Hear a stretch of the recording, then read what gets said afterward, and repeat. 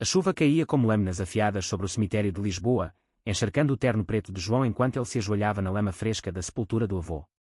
Em meio ao choro abafado da família fingida, um envelope amassado escorregou do bolso do caixão, caindo aos seus pés com um som surdo que ecoou como um trovão em sua alma. O testamento, selado com o brasão familiar, revelava que toda a fortuna, vinhedos em Douro, palácios em Sintra, ações em bancos centenários, era só dele, o neto gay que todos desprezavam. Naquele instante, João sentiu o peso do mundo desabar, não de alegria, mas de uma fúria ancestral que o faria questionar se o amor do avô era bênção ou maldição. João ergueu-se devagar, o envelope tremendo em suas mãos geladas, ignorando os olhares acusadores da tia Margarida e do primo Rui, cujos rostos se contorciam em uma mistura de incredulidade e veneno. O ar úmido de outono carregava o cheiro de terra molhada e flores murchas, misturado ao perfume forte de cera de vela das orações católicas que ecoavam pela capela próxima. Ele, com seus 28 anos de silêncios forçados e noites solitárias em um apartamento apertado no bairro Alto, sempre soube que o avô Manuel era o único farol em sua família conservadora. Manuel, o patriarca viúvo que construíra um império de vinhos e imóveis a partir de nada, após a guerra colonial, nunca dissera uma palavra sobre a orientação de João, mas seus olhos, aqueles olhos cinzentos como o Tejo em neblina, sempre brilhavam com uma aceitação muda. Agora, morto aos 92, ele legava tudo a João, excluindo os outros herdeiros legítimos. Porquê? Murmurou João para si mesmo, rasgando o envelope ali mesmo, sob a chuva que borrava a tinta.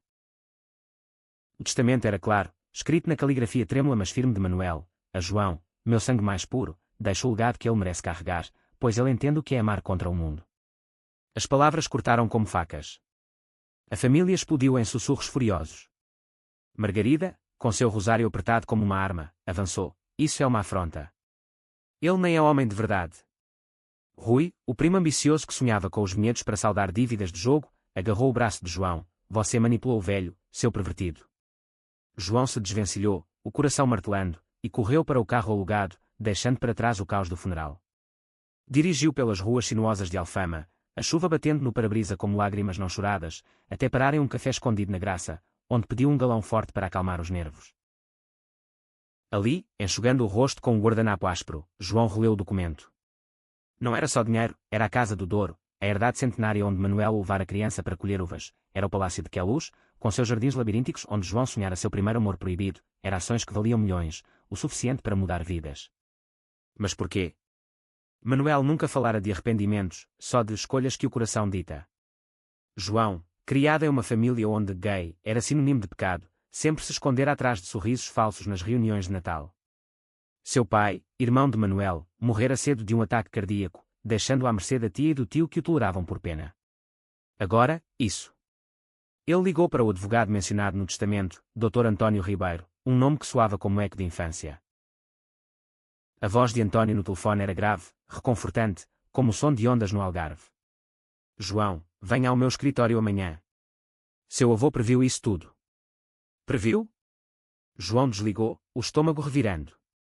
Naquela noite, em seu apartamento com vista para o castelo de São Jorge, ele mal dormiu, atormentado por visões do avô rindo entre as videiras, sussurrando segredos que o vento levava. Pela manhã, o sol rompia as nuvens, pintando Lisboa de ouro, e João desceu as escadarias íngremes até o Chiado, onde o escritório de António ficava em um prédio azulejado do século XVIII. António era mais jovem do que imaginara, 35 anos, alto, com barba bem aparada e olhos castanhos que pareciam ler almas. Vestia um fato cinza impecável, mas sua gravata solta sugeria uma rebeldia sutil. Sente-se, João. Seu avô era um visionário. Ele explicou. Manuel, em segredo, descobrira a orientação de João aos 18, quando o flagrou com um namorado no jardim de Sintra. Em vez de repúdio, Manuel o abraçara, confessando sua própria juventude atormentada por amores não correspondidos, não gay, mas por uma prima que a família proibira, ensinando-lhe o preço da intolerância. Ele via em você o reflexo de sua própria luta, disse António, passando-lhe um copo de vinho do Porto. E ele odiava como a família o tratava. Isso é sua vingança poética. João engoliu em seco, o vinho queimando como verdade. Mas havia mais, Manuel deixara cláusulas. João devia gerir a fortuna com integridade, e se falhasse, tudo iria para uma fundação LGBTQ+, em Lisboa. Ele queria que você lutasse, murmurou António, seus dedos roçando os de João ao entregar os papéis, um toque elétrico, inocente, mas que fez o ar crepitar. Fora dali, João caminhou pelas ruas de calçada portuguesa, o peso da herança como uma capa de rei relutante. Telefonou para o único amigo verdadeiro, Miguel, um artista que pintava murais em Belém. Vem para cá, mano. Isso é loucura. Miguel chegou ao anoitecer, com tintas nas mãos e um abraço que cheirava a terbentina. Fortuna. Seu avô era um gênio drag queen disfarçado. Eles riram, mas o riso morreu quando o telefone tocou. Era Margarida, furiosa, ameaçando contestar o testamento na justiça. Você roubou o que é nosso. Seu avô estava senil, influenciado por suas aberrações. João desligou, o peito apertado. Miguel o levou para um bar escondido no cais do Sodré, onde a comunidade LGBTQ+ dançava sob luzes neon. Ali, entre corpos livres e músicas de fado eletrificado, João sentiu um vislumbre de liberdade, até avistar Rui no canto, bebendo sozinho, olhos vermelhos de ódio. A noite virou confronto. Rui se aproximou, bêbado. Você acha que dinheiro lava sua sujeira? O avô me prometeu os vinhedos. João, impulsionado pelo vinho e pela raiva acumulada, rebateu. Ele viu em mim o que você nunca foi, honestidade. Socos voaram, copos se estilhaçaram, e Miguel arrastou João para fora antes da polícia chegar. De volta ao apartamento, com um olho roxo inchando, João desabou no sofá. Por que eu? Perguntou ao vazio. Miguel, limpando o ferimento com gentileza, respondeu, porque você merece, João. Mas isso vai te custar caro. Dias se transformaram em semanas de calmaria tensa. João viajou para o Douro, a herança pulsando como um rio selvagem. A casa senhorial, com suas paredes de granito e vinhas infinitas, era um paraíso isolado, mas solitário. Ele caminhava pelos terraços ao amanhecer, o sol nascendo sobre o vale como uma promessa quebrada. Foi ali que reencontrou Sofia, a enóloga lésbica que trabalhava para Manuela há anos. Sofia, com seus 30 anos, cabelos curtos ruivos e tatuagens de videiras nos braços, fora confidente do avô. Ele me disse que você viria, confessou ela, enquanto provavam um vinho envelhecido. E que você precisaria de aliados. Sofia era um vendaval de energia, casada com uma escritora em Porto, mas com um fogo nos olhos que falava de batalhas passadas contra o machismo rural. Juntos, geriram a colheita, rindo de histórias de Manuel, como ele sabotara um casamento arranjado no século passado. Mas a paz ruiu quando Margarida apareceu, com advogados a tiracolo, exigindo uma reunião familiar. Vamos dividir isso, João. Por sangue. Ele recusou, mas o veneno dela plantou dúvida, e se o avô escolhera por pena, não por amor. De volta a Lisboa, João mergulhou em reuniões com António. O advogado se revelava mais que profissional, um viúvo recente, que perdera o parceiro para o câncer, e que encontrava em João ecos de sua própria dor. Conversas noturnas no escritório viravam confidências sobre o Tejo, sobre o medo de amar de novo. Um dia, sob a chuva fina de novembro, António confessou, seu avô me pediu para protegê-lo. Não só legalmente. Seus lábios se encontraram em um beijo hesitante, doce como vinho jovem, no terraço com vista para a baía. João recuou, aterrorizado, eu não posso. A família. A fortuna. É tudo uma armadilha. O beijo acendeu faíscas, mas também medos. João fugiu para Sintra, o palácio agora seu, com seus salões equantes e jardins onde fantasmas sussurravam. Ali, sozinho, ele descobriu um quarto secreto atrás de uma tapeçaria, diários de Manuel, revelando não só amores perdidos, mas um segredo bombástico. Manuel tivera um caso com um homem na juventude, durante a ditadura de Salazar, um amor silenciado que o moldara em segredo. Eu escolho João porque ele carrega minha verdade, escrevera o avô. Lágrimas caíram nas páginas amareladas. Mas o telefone tocou, Rui, em pânico, implorando ajuda. Eles me obrigaram a espionar você, mas eu sou como você, João. Gay. E eles sabem. O mundo girou. Rui, o primo bully, confessou anos de tormento, casado com uma mulher por pressão, traindo a si mesmo. A família descobrira e o chantageava para contestar o testamento. João, coração partido mas compassivo, convidou-o para Sintra. Irmãos improváveis, eles choraram sob as estrelas, prometendo lutar juntos. Mas Margarida, espiando, armou uma cilada, falsificou documentos alegando que Manuel era incompetente, e vazou para a imprensa um escândalo, herdeiro gay manipula idoso senil por milhões. Jornais de Lisboa explodiram, repórteres acamparam na porta de João, gritando pervertido rouba a família. A humilhação foi um furacão. João se trancou no palácio, ignorando chamadas de António, que suplicava, não fuja de mim como fugiu de si. Sofia chegou de Douro, trazendo reforços da comunidade queer, ativistas, artistas, até uma drag queen famosa que organizara protestos. Nós somos sua família agora, disse ela. Mas o golpe final veio quando Margarida invadiu a casa, com um juiz corrupto, ordenando a apreensão dos bens. No confronto, Rui se rebelou, confessando tudo publicamente, traindo a tia. Basta de mentiras. O tribunal em Lisboa virou circo. João testemunhou, voz firme pela primeira vez, lendo os diários de Manuel, expondo a hipocrisia familiar. António, ao seu lado, argumentou com paixão, seus olhos dizendo que palavras não podiam. O juiz, tocado, invalidou as falsificações. Vitória, mas amarga, Margarida desabou em soluços, admitindo seu próprio segredo, uma filha lésbica que fugira anos antes, rejeitada por ela mesma. Eu via meu erro em você, chorou. Perdão veio devagar, como vinho maturando. Na calmaria pós-tempestade, João e António caminharam pela praia de Cascais, ondas lambendo os pés. Eu te amo, sussurrou João, o sol poente tingindo o céu de rosa. E eu a ti, desde o primeiro envelope. Eles se beijaram, livres, enquanto ao longe, Rui e sua nova parceira, um homem de Porto, acenavam de um barco. Sofia, de braços com sua esposa, ergueu uma taça de vinho do Douro. A fortuna não era ouro, mas laços tecidos contra o ódio. E em Portugal, terra de fados e revoluções, João soube, o legado do avô era renascer. O vento do Atlântico soprava forte naquela manhã de dezembro em Cascais, carregando o sal e as promessas de um novo começo para João. Ele e António, de mãos dadas disfarçadamente sob as toalhas de praia, observavam as gaivotas mergulharem no mar turquesa, longe dos olhares curiosos dos turistas que ainda comentavam o escândalo nos jornais. A vitória no tribunal fora doce, mas efêmera, as feridas da família sangravam devagar, e João sentia o peso de ser o herdeiro controverso, como uma coroa de espinhos. E agora? Perguntou ele, virando-se para António, cujos olhos castanhos refletiam o horizonte infinito.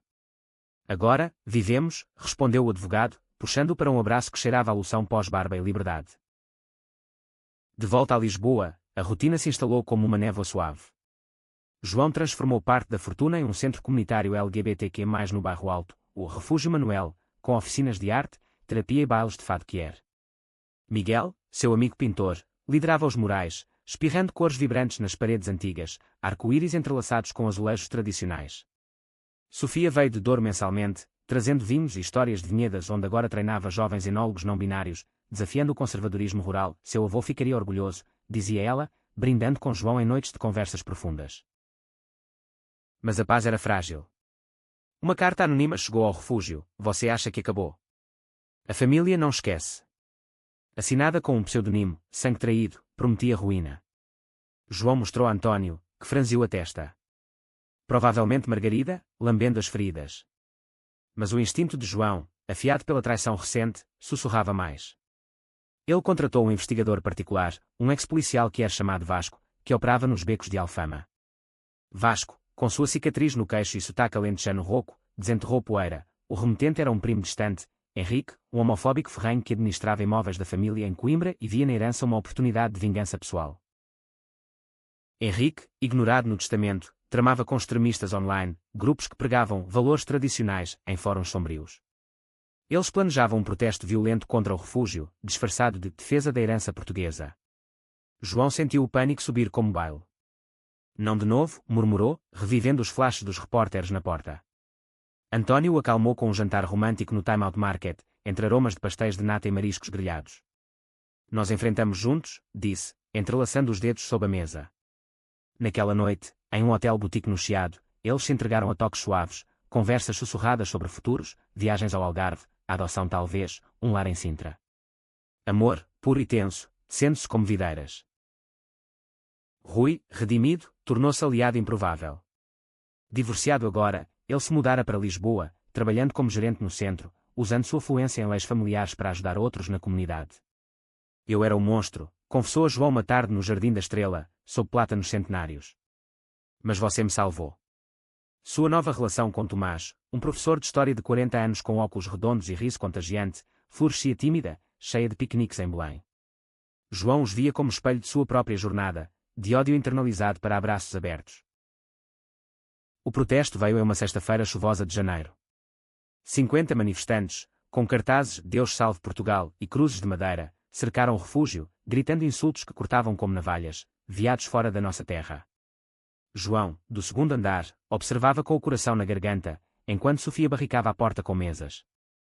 António coordenava com a polícia, sua voz firme no telefone. Mas o caos escalou quando Henrique surgiu na frente, megafone em punho. Esse dinheiro é roubo. Manuel era traidor. Uma garrafa voou, quebrando uma janela, e o pânico se instalou. João desceu, impulsionado por uma fúria justa, e enfrentou Henrique cara a cara sob a garoa. Meu avô era mais português que você, Henrique. Ele lutou na guerra por esta terra, enquanto você se esconde atrás de ódio. A multidão murmurou, dividida, alguns ativistas que contra-atacaram com cantos de direitos, microfones e quando hinos de Madonna misturados a fados de Amália. Vasco surgiu das sombras, algemando Henrique com ajuda policial, revelando gravações de ameaças online. O líder caiu, mas o dano estava feito, o refúgio ferido, mas não quebrado. Na reconstrução, laços se fortaleceram. Margarida, tocada pelo caos, apareceu dias depois, sozinha, com uma caixa de fotos antigas. Eu errei com minha filha, confessou, voz trêmula.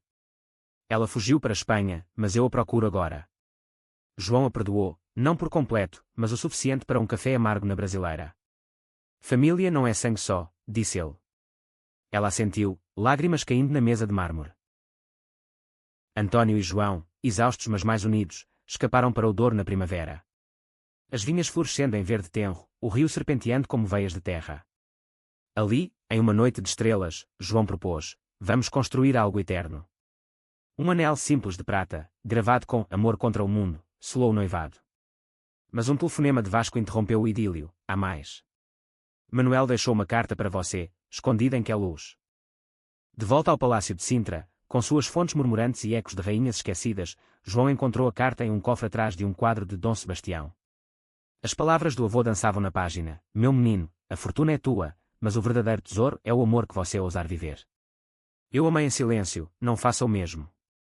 Anexada, uma foto desbotada, Manuel jovem, abraçado a um soldado desconhecido, uniformes da era colonial. O segredo final, libertador.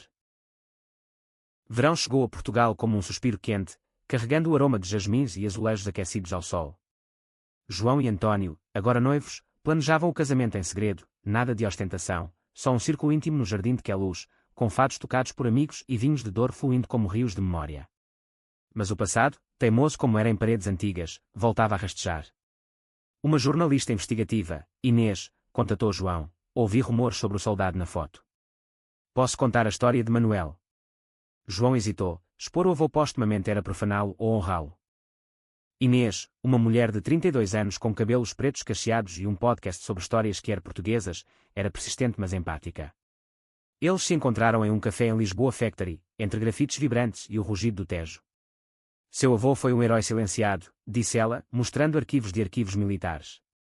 O soldado chamava-se Francisco, um camponês do Alentejo que Manuel salvara na guerra, e seu amor fora breve mas intenso, cortado pela ditadura. Ele nunca se casou por causa disso, concluiu Inês. João, tocado, autorizou a história, anonimizada, para proteger a memória. O podcast explodiu, Amores Esquecidos de Salazar, com depoimentos de veteranos e análises de historiadores. A família reagiu, Rui, solidário, defendeu João em entrevistas, Margarida, em terapia agora, escreveu uma carta pública de arrependimento.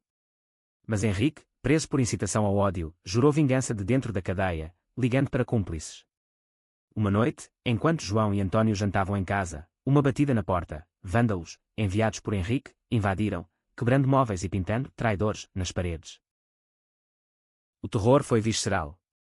João lutou, socando o intruso, enquanto António chamava a polícia com mãos trêmulas. Ferido levemente, um corte na testa, João desabou depois, o sangue pingando no tapete persa. Eu não aguento mais, soluçou no colo de António. Então paremos de correr, respondeu o noivo, vendando a ferida com ternura. Eles decidiram processar Henrique por tentativa de homicídio e fortalecer o refúgio com segurança e alianças políticas. Sofia, grávida agora por inseminação, veio de Porto com notícias: vamos expandir para o norte, um centro em Guimarães. Sua esposa, Clara, uma escritora de romances lésbicos, escrevia um livro sobre a saga de João, Vinhas do Coração. Miguel pintava o retrato de Manuel para o refúgio, capturando o patriarca com um sorriso enigmático, uma taça de vinho na mão. A comunidade crescia, um mosaico de almas feridas curando-se mutuamente, trans de Faro, Bi de Coimbra, casais idosos de Évora contando histórias de resistência. Mas o conflito interno de João fervia. Sonhos o acordavam suado, o avô repreendendo por dúvida, António se afastando em névoa. Eu amo você, mas e se eu te arrastar para o abismo, confessou António uma madrugada, na varanda com vista para o castelo iluminado. O abismo é sem você, rebateu ele, beijando a cicatriz fresca. Eles fizeram amor devagar, corpos entrelaçados como raízes de oliveira, reafirmando o laço. O casamento se aproximava, marcado para agosto em Queluz. Convites manuscritos foram enviados, a Miguel, Sofia e Clara, Rui e Tomás, até Margarida, um gesto de ponte. Inês cobriria o evento para o podcast, transformando-o em símbolo. Mas na véspera, uma reviravolta, Vasco ligou, voz urgente. Henrique fugiu da prisão. Está a caminho de Sintra. Pânico gelado. João cancelou o ensaio, armando guardas no palácio. A noite foi de vigília, corações batendo ao ritmo de grilos nos jardins. Ao amanhecer, sirenes uivaram, Henrique capturado tentando incendiar as estufas de Queluz, onde uvas raras maturavam. Era pelo avô, gritou ele ao ser arrastado. Ele nos traiu a todos. O julgamento final veio rápido, prisão perpétua, com depoimentos de João expondo o ciclo de ódio.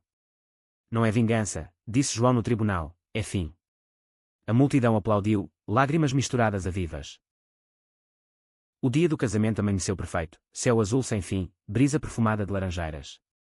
No jardim barroco, sob arcos de flores silvestres, João, em fraque branco, esperava António, que descia os degraus em smoking azul marinho, olhos brilhando. O padre Quier, um amigo de Inês, oficiou, no amor, superamos sombras. Votos trocados, eu te escolho, contra tempestades, anéis deslizando como promessas. Beijo selado sob aplausos, fado e quando suave. A recepção foi festa, danças até o luar, discursos de Sofia sobre famílias escolhidas, Rui brindando à redenção. Margarida, quieta no canto, aproximou-se de João, sua filha. Ela veio. Está em Espanha, mas assistiu ao podcast. Um abraço hesitante, primeiro passo. Quando a lua subiu, João e António escaparam para uma suíte no palácio, corpos exaustos mas almas plenas. Obrigado por me herdar, sussurrou João. Obrigado por ser o legado, riu António. Outono trouxe frutos, o livro declara best-seller, o refúgio expandindo para 7 cidades. João, agora filantropo, viajou com António pelo país, inaugurando centros, encontrando rostos como o seu, jovens com olhos assustados, transformados em sorrisos. Um dia em Évora, encontraram uma carta de Francisco, o soldado, entregue por netos. Manuel me salvou 2 vezes. Diga que o perdoei. Fechamento doce. Inverno de 2026 caiu suave sobre Portugal, com neves raras nos picos da Serra da Estrela e luzes de Natal piscando nas ruas de Lisboa como estrelas caídas.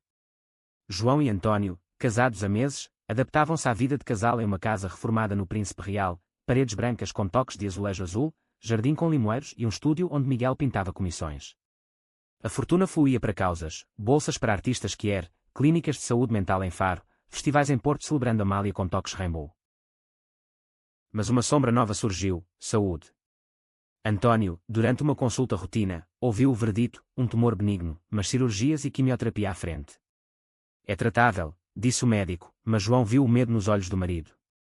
Noites viraram vigílias, João segurando a mão de António no hospital de Santa Maria, cheiro de desinfetante misturado a flores de Sofia, que voava de dor semanalmente. Vocês vão passar por isso, encorajava ela, massageando os pés inchados de fadiga. Rui, agora ativista, organizou uma campanha online, pelo amor que cura, arrecadando fundos para pesquisa que era inclusive. Tomás, seu parceiro, escreveu artigos acadêmicos ligando saúde LGBTQ+ à herança colonial portuguesa. A família, ironicamente unida pela crise, visitava. Margarida trazia sopas de legumes, sua filha, finalmente reconectada, uma designer lésbica de Barcelona, enviava desenhos animados de suporte. Somos mais que sangue agora, disse ela a João por videochamada, olhos verdes iguais aos dele. A cirurgia veio em fevereiro, sob céus cinzentos de chuva. João esperou na sala de espera, rezando à Virgem de Fátima misturado a mantras budistas aprendidos em retiros Quier. Horas esticaram como eternidade, até o cirurgião sair sorrindo, sucesso. Ele acordará logo. Lágrimas de alívio, abraços com enfermeiros que compartilhavam histórias próprias. António acordou fraco, mas com piada, agora sou um vinho envelhecido, mais forte. Recuperação foi lenta, caminhadas curtas pelo Tejo, sopas de peixe em casa, noites de filmes clássicos portugueses, O Bobo e Tabu, rindo de falas antigas. Enquanto isso, o refúgio florescia. Um novo membro, Lúcia, uma trans de 22 anos de Setúbal, chegou fugindo de rejeição familiar. João a mentorou, vendo ecos de si jovem. Você é família, disse, ajudando-a com transição e arte. Lúcia pintou o mural no centro, João e Antônio como guardiões, com Manuela ao fundo, taça erguida. Inês, a jornalista, documentou tudo em um documentário, Herança Arcobaleno, premiado no Quer Lisboa. Mas tensão familiar renasceu. Henrique, apelando da sentença, alegou perseguição por orientação, invertendo narrativas em um tabloide sensacionalista. O gay rico versus o patriota preso. Advogados de Antônio, mesmo doente, contra-argumentaram, mas o stress pesou.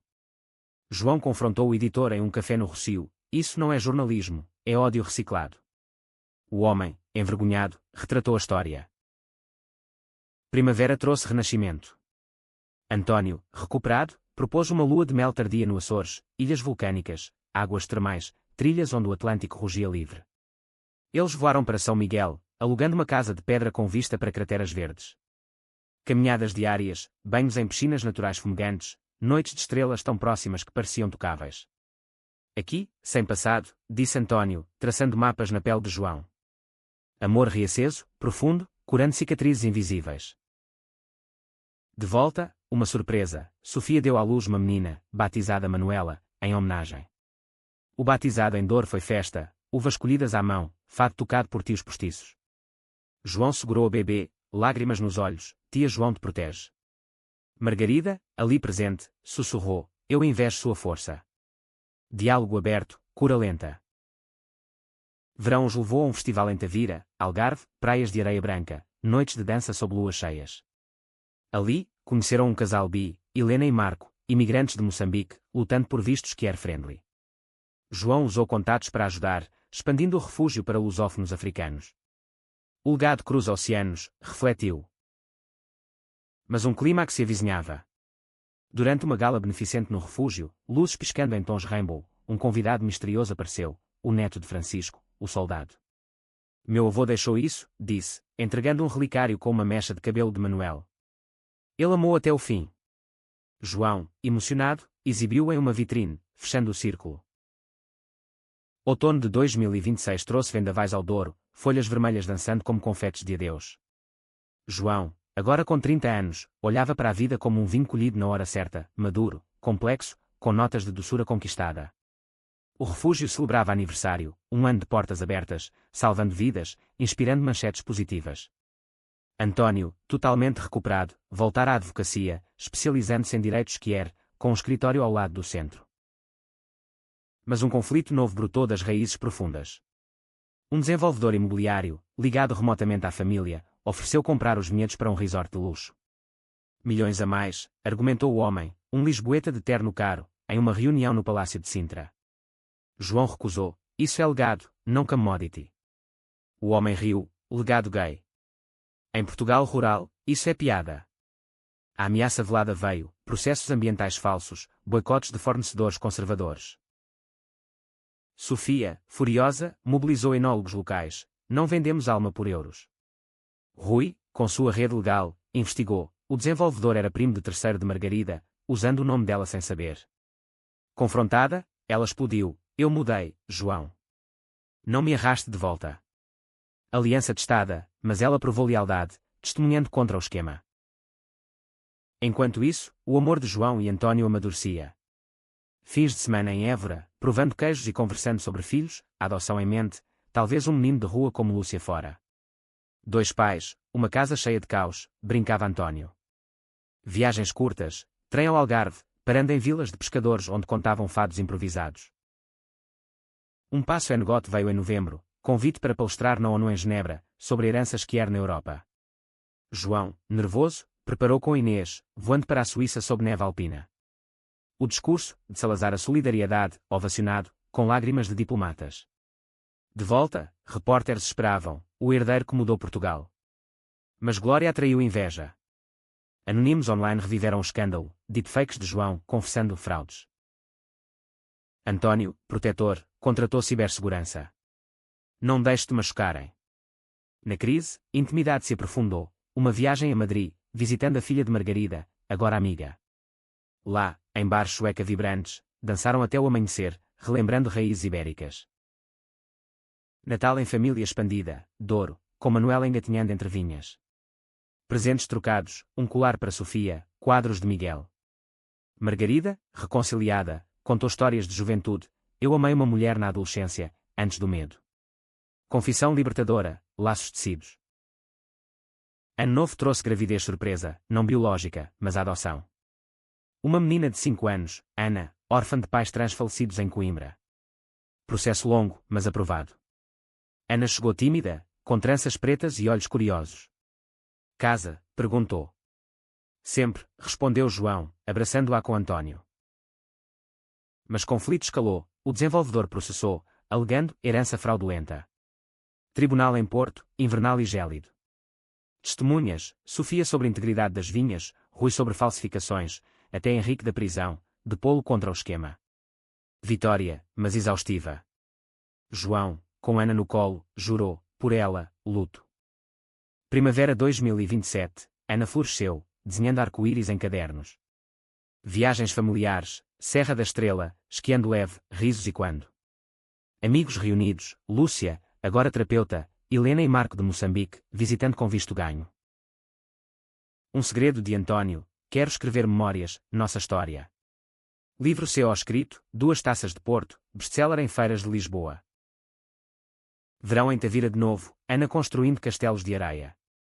Ali, João recebeu herança final, testamento suplementar de Manuel, doado à caridade que era global. Completo, sussurrou. 2028 amanheceu com sol pleno sobre o Tejo, Portugal pulsando com vida renovada. João, aos 31, equilibrava paternidade, filantropia e amor como um maestro em ópera barroca. Ana, agora 6, corria pelo jardim do Príncipe Real, perseguindo borboletas, enquanto António preparava o café da manhã, torradas com azeite, frutas do mercado. O refúgio, rede nacional, inaugurava filial em Faro, praias seguras para retiros quier, com yoga ao nascer do sol e terapias à beira-mar. Mas uma reviravolta dramática, eleições nacionais, com o Partido Conservador subindo, prometendo valores tradicionais e cortando fundos para a ONGs LGBTQ+. O líder, Dr. Ferreira, ex-colega de Manuel, atacou publicamente, herdeiros como João corrompem nossa cultura. Campanha de difamação, anúncios falsos ligando o refúgio à decadência. João, indignado, uniu forças, coalizão com Sofia, agora diretora de vinhos sustentáveis, Rui, candidato local, Inês, campanha midiática. Marcha em Lisboa, milhares marchando do Rossio ao Parlamento, bandeiras rainbow ondulando como marés. Discursos inflamados, Portugal é de todos os amores. Polícia conteve contra manifestantes, mas tensão pairou, um ovo lançado em João, sujando sua camisa. António, protetor feroz, treinou autodefesa com ele, não só punhos, mas palavras. Ana, em casa com babá, desenhou cartazes, amor vence ódio. Eleições vieram tensas. Vitória apertada para progressistas, graças à mobilização quier. Ferreira caiu, mas prometeu revanche. Celebração no refúgio, fado victory, danças até madrugada. Paz curta, Ana adoeceu, febre alta, hospital em pânico. João e António velaram, corações apertados. Ela é nossa luz, murmurou João. Diagnóstico, gripe forte, mas lição, vulnerabilidade uné. Recuperação trouxe viagem, Ilhas Canárias, mas portuguesas no espírito, praias vulcânicas, mergulhos com tartarugas. Ana riu na água, papais peixes. De volta, livro de António lançado, autografas em livrarias de Porto, com João lendo trechos. Best-seller, traduzido para espanhol, inspirando diálogos ibéricos. Margarida, transformada, fundou grupo de mães aliadas em Setúbal. Sua filha, agora em Lisboa, desenhou logo para o refúgio. Conflito final, descoberta em arquivos de Manuel, terras em África, herança colonial. João doou para comunidades quier moçambicanas, mas ativistas radicais acusaram Branco Salvador. Debate interno, não é caridade, é reparação, defendeu Sofia. Fórum em Maputo, João escutando dores, ajustando doações para empoderamento local. Clímax pessoal, aniversário de casamento, jantar em Queluz. Sob estrelas, António ajoelhou de novo, renovamos. Sim, com Ana como testemunha mirim. 2029, Ana na escola, fazendo amigos diversos. Refúgio global, parcerias com Brasil, Angola. João palestrando em Berlim, heranças que curam. Um susto, carta de Henrique, libertado condicional. Perdão. Encontro supervisionado em café neutro. Eu era ódio, admitiu. João perdoou, comece novo. Fim de ano em Douro, colheita com todos, uvas esmagadas a pés, risos molhados de mosto. Manuel sorria do além. Anos fluíram como o Douro, sereno mas profundo. 2030 encontrou João aos 33, com rugas suaves de risos e preocupações, mas olhos mais claros. António, 38, grã nos cabelos, dirigia firma de direitos humanos. Ana, 8, uma prodígio de arte, expunha em mini-galeria no refúgio, desenhos de famílias multicoloridas. Portugal mudara, leis mais inclusivas, casamentos que eram catedrais, fados cantados por drag queens. Mas desafios persistiam, migração, clima afetando vinhas. João diversificou, energias renováveis em Sintra, painéis solares em palácios. Amor evoluiu, viagens anuais, agora com Ana, Egito para pirâmides, como castelos de avô. Intimidade cotidiana, cafés na cama, debates sobre vinho. Sofia, com Manuela de 4, expandiu vinícola para orgânica Kierled. Rui e Tomás adotaram menino, família de 4. Margarida faleceu pacificamente, legando joias a netas Kier. Funeral reconciliador, João orando por ela. Clímax final, crise global, pandemia variante, refúgio como farol, vacinas, apoio mental.